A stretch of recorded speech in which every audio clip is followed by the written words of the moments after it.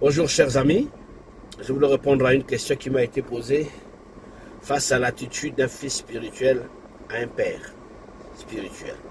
Quelle doit être leur relation? Comment doit se passer leur relation tout au long de leur vie et leur existence sur le plan ministériel? Tu es venu à l'église, tu ne connaissais absolument rien. L'homme de Dieu que Dieu a placé devant toi t'a enseigné, il t'a modelé, il t'a formé, il a même prié pour toi. Il faut savoir que quand l'homme de Dieu a prié pour toi, quand un homme de Dieu a prié pour toi, il t'a transféré des dons. Paul dit, je veux venir vers vous afin de vous transférer quelques dons. Il y a des hommes de Dieu qui vous ont transféré des dons. Vous voyez aujourd'hui, avant vous ne voyez pas, vous voyez. De temps en temps, vous avez des visions parce que cet homme de Dieu vous a impacté. Il vous a formé alors que vous n'étiez rien. Vous avez même deux fois d'autres vous ont baptisé.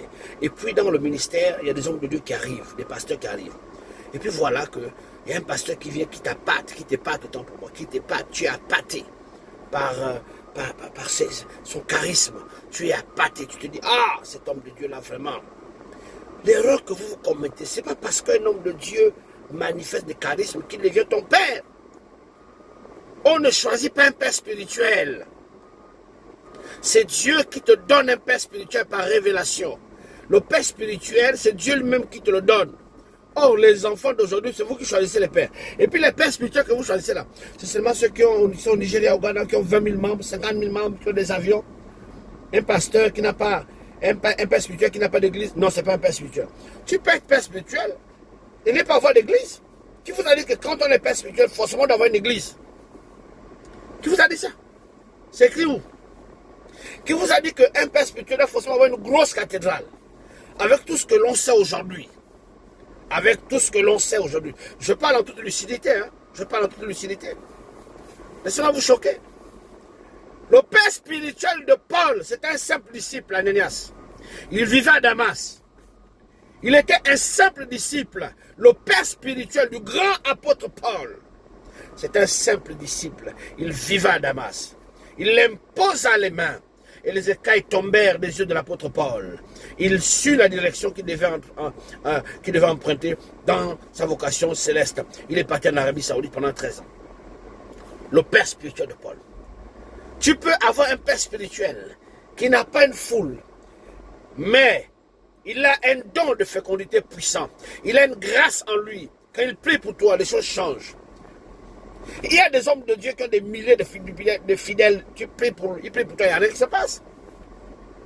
Moi, j'ai vu des femmes qui sont allées voir à l'époque feu Tibi Joshua. Tibi Joshua a prié pour eux, ça n'a pas marché. Moi, j'ai prié pour eux, elles ont été guéries. Elles ont eu des enfants. Pourquoi? Parce que Dieu ne partage pas sa gloire avec quelqu'un. Dieu n'appelle pas les autres hommes de Dieu pour chauffer les bancs.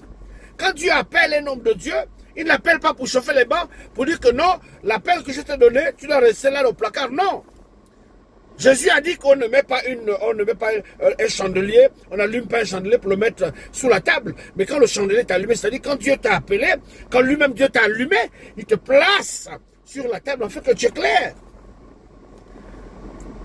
Tu as été avec un homme de Dieu, il t'a formé. Et puis, il t'a mis dans son intimité. Tu as découvert sa nudité, c'est-à-dire ses défauts. Quand je parle de nudité, ici je parle des défauts du Père. Parce que, au passage, il n'y a pas d'homme de Dieu parfait. La perfection n'est pas de ce monde. C'est pour ça que Paul dit, quand ce qui est parfait apparaîtra, ce qui est imparfait disparaîtra. Donc, dans l'espace spatio-temporel, nous sommes subis tous sujets à l'imperfection. C'est pour cela que, de fois, vous devez être des chrétiens tolérants. Mais cette tolérance vient de quel esprit? L'esprit de l'amour. Quand quelqu'un est rempli d'amour, il est tolérant. Il est patient. Un homme de Dieu t'a montré sa nudité, il t'a montré ses défauts. Tu as découvert ses défauts, sa pléiade de défauts. Et quand tu as découvert, il t'a amené chez ses collaborateurs.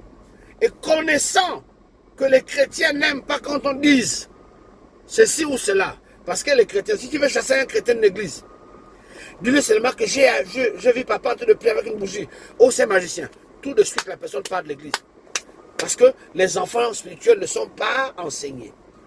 Ne sont pas enseignés, ils ne connaissent rien la plupart des temps. Ils voient le diable partout. Dès que tu dis seulement à un fidèle que ton père est diabolique, il est franc-maçon, surtout le mot franc-maçon, il est franc-maçon. Oh, c'est fini. Le lendemain matin, l'église est vide.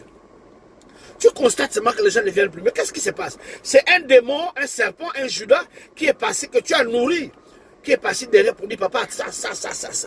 Et puis un matin, tu apprends qu'il a commencé, là-bas au marché de Coco Vico, il a commencé son église. Il commence à taper les mains. Tapez les mains. Alléluia. Nous allons invoquer Dieu. Quel Dieu que vous allez invoquer? Dieu est un Dieu d'ordre. Dieu n'est pas un Dieu de désordre. Ce n'est pas parce que tu mets le nom de Dieu que Dieu est là. Non. C'est pour ça que les évangéliques, on n'avance pas. Il y a tellement de désordre. Tu formes un enfant. Tu espères que cet enfant va te représenter demain après-demain. Tu formes un enfant. Les enfants d'aujourd'hui, dès que tu veux les punir, ils pensent que c'est en fuyant. Or, on ne peut pas fuir la punition d'un père. Quel que soit le lieu où tu partiras, l'ange du père va te trouver. Agar avait fui la punition de sa maîtresse Sarah. Elle s'est enfuie dans le désert. L'ange l'a rattrapée. L'ange a dit à Agar, que fais-tu ici? Qu'est-ce que tu fais ici, Agar? Elle répondit, je fuis loin de ma maîtresse. L'ange dit, retourne te prosterner. Va demander pardon à ta maîtresse. Le principe de l'autorité. Va te prosterner. Va demander pardon. L'ange aurait pu dire, j'ai vu la souffrance que Sarai te fait subir. J'ai vu cette souffrance. Elle est une femme méchante, vraiment. Elle abuse, vraiment. Cette femme abuse. Nous ici au ciel, on voit cette méchanceté. L'ange n'a pas dit ça. L'ange a dit, va te prosterner, retourne. Pourquoi? Parce que si tu pars, il y a déjà un enfant que mon serviteur Abraham a donné. Si tu pars de toi-même, cet enfant ne sera pas béni. Or, tout ce qui sort des entrailles d'Abraham, moi Dieu, j'avais promis qu'il serait béni. Si tu veux être béni, il est important d'être en paix avec l'autorité que j'ai établie devant toi, le père de ta destinée. Chaque brebis, chaque enfant de Dieu a un père, qu'il soit infirme, un père reste un père. Si Dieu t'a donné un père, tu as le devoir, 1, de le respecter, 2, de l'aimer, 3, de l'honorer, 4, d'être fidèle à lui, 5, d'être loyal à lui, 6, de le protéger jusqu'à la mort, d'être à ses côtés, pas un ennemi, avec ton épée, combattre à ses côtés. C'est ce que Dieu attend des véritables fils, de soutenir financièrement, la portée des offrandes pour son ministère.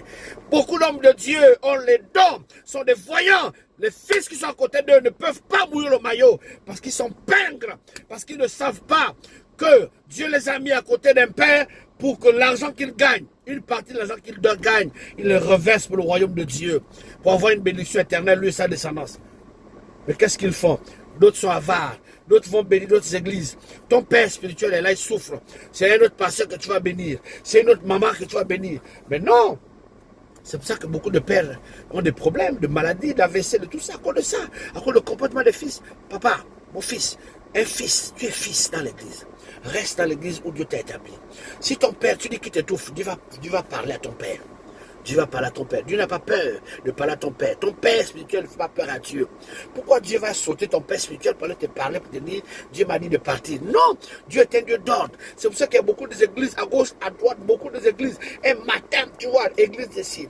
Tu vois, tu étais dans ton église. L'église de ton père s'appelait par exemple Mission évangélique, le choix de Dieu. Maintenant, toi, tu sors, tu dis, Dieu m'a demandé de créer mon église. Tu mets mission évangélique, le choix de Dieu, bis. Ou bien le meilleur choix de Dieu. Tu vois, tu concurrences dans ton père. Tu narques ton père. Tu n'appelles même plus Daddy. Tu parles comme s'il était ton collègue. Mais c'est ça l'erreur. C'est ça l'erreur.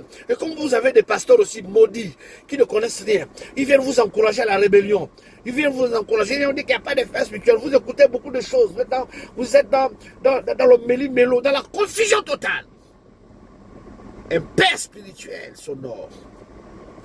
Si Dieu t'a donné un père, je dis bien Dieu t'a donné un père, jusqu'à la mort, tu as le devoir de le respecter. Jusqu'à ta mort, jusqu'à ce que tu vas quitter la terre, tu as le devoir de le respecter. C'est ainsi que Dieu te bénira de génération en génération.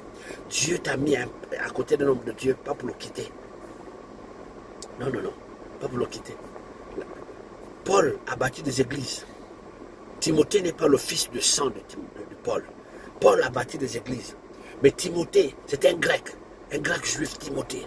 C'est lui qui a hérité après la mort de Paul. C'est Timothée qui a continué le ministère de Paul. Un homme de Dieu, un Timothée. Mais quand ton Timothée te laisse, et puis quand vous voulez laisser vos pères spirituels,